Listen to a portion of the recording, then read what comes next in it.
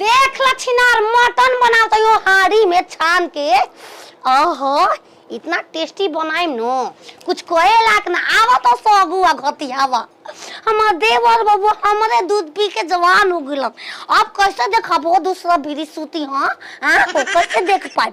कोनो बात नहीं कि कोनो तो दिमाग हम दौलही के पड़ी 7-8 गो दस एक समय इतना कुछ आइल बाटे। छिनारो खइलो बुझा कबो हां इंडेक्स पे बना के हारी पर खाना छान छुन के जल्दी से लेके जाई। देवर बाबा खुश हो जाए भौजी कितना सुगर तो बनावेलू। उपाय न हो कि के कराही माजी धोई हो एक पट दो जाके उन्हें फेंक दे गोरा पर फेंक दे।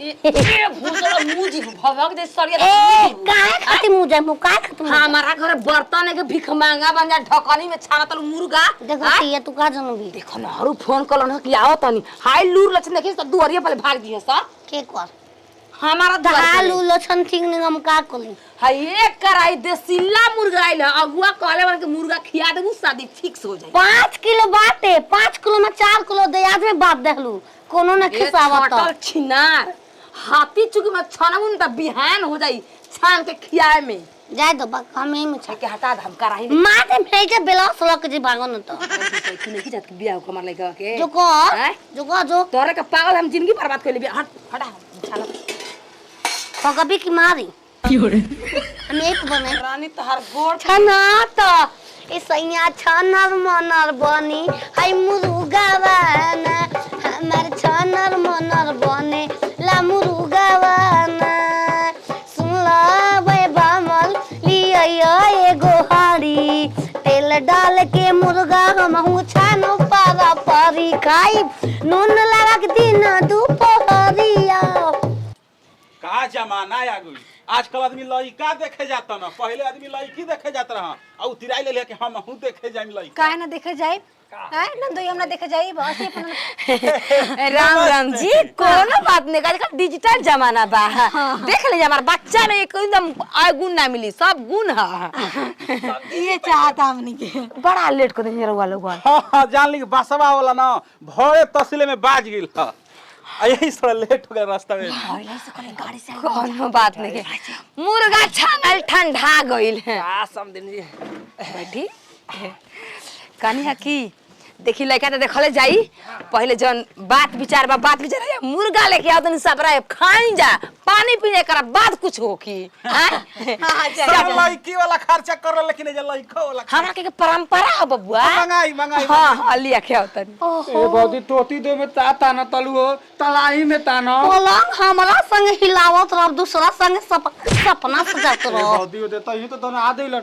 ई बौदी ये तन पोतियन तन ता बताई को दे लड़की 10 को पतैले हई ना दिया तब दई ना कोटी कोसो कि हां पलंग गच कामना बा शादी के बाद दारू इहे ना खोजली सो आलू मटन बनाओ तो बौदी आड़ी मटन पतिया का रे हां पलाई मटन पलाई लकिया मतलब जो एकरा संगे ना खाले भाई ये करे ई तो गने आ गई रानी मुर्गा निकाला पहले उनके खुश करो हो गया मेरा निकाला हम तो बोसर तरह से ही बात से पकाने की कराई में छंदू तबले मोए मुर्गा छराई गई हो भाई ले मुर्गा लिया गलवा तो दाते हमरा खाते कपड़ा सामान तो लिया दे पहन तो फिर दे जल्दी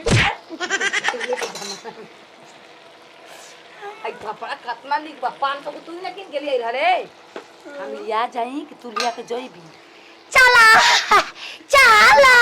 अरे ही दुकान के सामने हमरा के नचका हमरा का रसो देख के हमके पता बा अब हो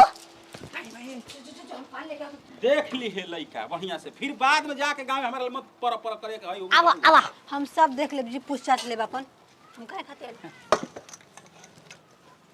लइका तनी नमस्ते प्रणाम लइका तनी गरकातू ह अच्छा ए समय में को झातू ह तरगो पढ़े लिखे में फेल ह 10 गो लड़की के कोइले रेल ह का एकरे माने हम गुर बताइनी भाई गरिया तेर बेथो बेटा महारी मटर बनै रही भाभी है का हम गल लोग के सामने ना रखनु अरे बैठ जाई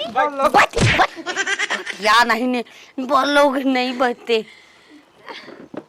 पूछ ले नली हम बनैले हैं अपने हाथ से। अच्छा ठीक लगता है। पूछ रे मुंह बा आई खते हो भरा त चचा भाई पूछ माऊ पूछ। नाम का है? का ना हो गार का तू तू नाम हाँ। विथाका कुमार उल्फ गंकातू। शाखा तुम्हारे गणकाटू नाम रहेला चल। पापा के नाम का है? पापा मर गइलन। एकर जन्म रहे अरस गरे माई में। अब ओका दुखी हुआ मगर इजी गो का माई तो माई न मोई के बाबू कैसे मरती है? सुतेनी हो मैं वाला जरिया। पापा के नाम दुधालू। का नाम है? दुधालू तौदली। दुधालू। जूझालू इलाई का माई के नाम का है? माई का पानी दादी दी। तोरी देखो हम मौत को कह देते कर हम लखले हैं ये पर साया के नीचे रोज झकाए नी। आज ही चल जाइयन बट उठो तो हम केकरा से अरे गार के टूटो। देवरा के रखले हऊ हाँ। देवरा संग अरे हम ना छिनार रोही हई देवरे छिनार कइले बा हम ना छिनार रोही। बाप रे बाप ई लइका पर अरे हऊ देवरा के रखले बाली आ देवरा खोदले बढोड़ी। सुना नहीं का मत देखो जा आज हम बोले भाई हाड़ी पके मटन खा के चल। हमनी के लइका देखे खाती आइल बन जा अपने ननद लखले हम लके छिनार लइका से बियाह करब। आग नाम आई मत कहा तरी के ढोणी चटवैले बानी। के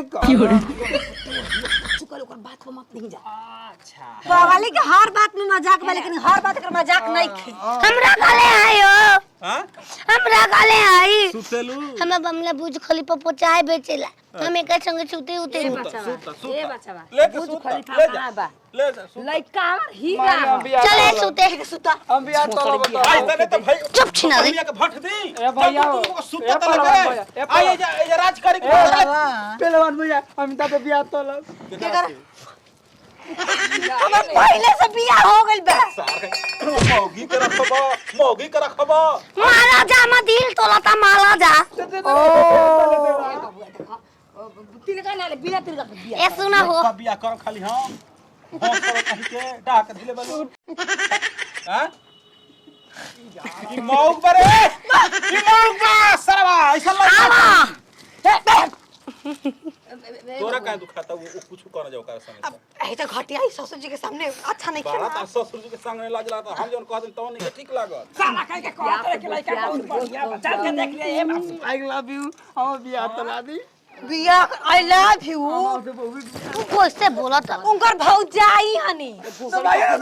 हम डोरी चाट के जी लिया। ए बाबू एक बात एक और हम पटास देल के हम लड़की वाला के हम देब रवा बियाह कर ले। ऐसा बात है हमार लड़की के आपके घरे बियाह ना हुई हम आपसे कर सकते हैं। हम मेरा नहीं के माई अपना ली लड़का के पलंग तू बियाह हिलाए चलो बियाह तू आज हो बाबू ए माता ली पीती काहे तत्कार बोल ले। चल बोलाऊ के बेटा कहत अरे हट चलो हो लाल पर के संगे माजा मारल जाई खाए जाई पियल जाई त